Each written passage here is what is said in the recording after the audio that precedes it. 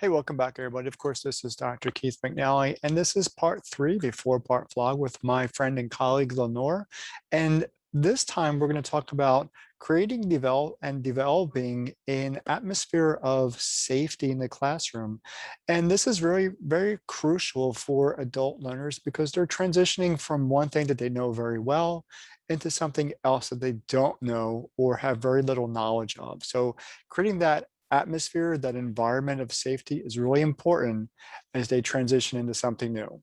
Join me now.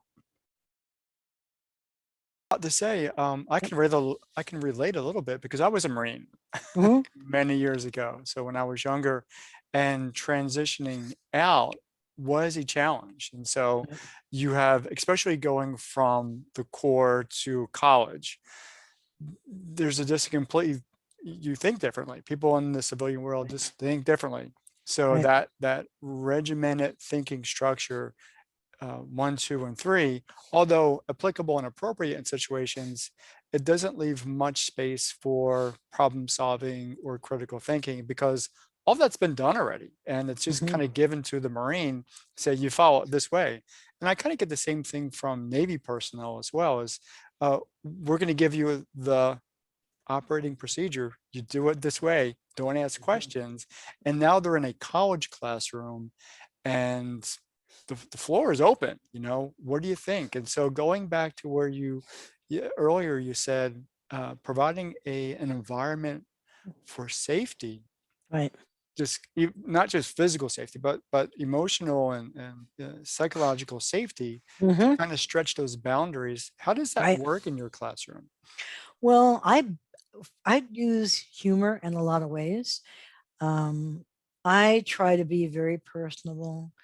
I try to connect with them on a human level. I always learn their names within the first day or two, so I know who it is I'm talking to. If they have a nickname, I want to know that. And I do really try to connect to the person.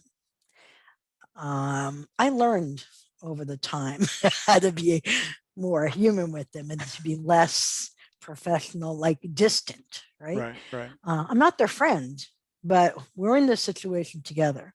Mhm. I want you to do well. It's my, it's an honor for me to be here to help you be successful. So let me help you be successful.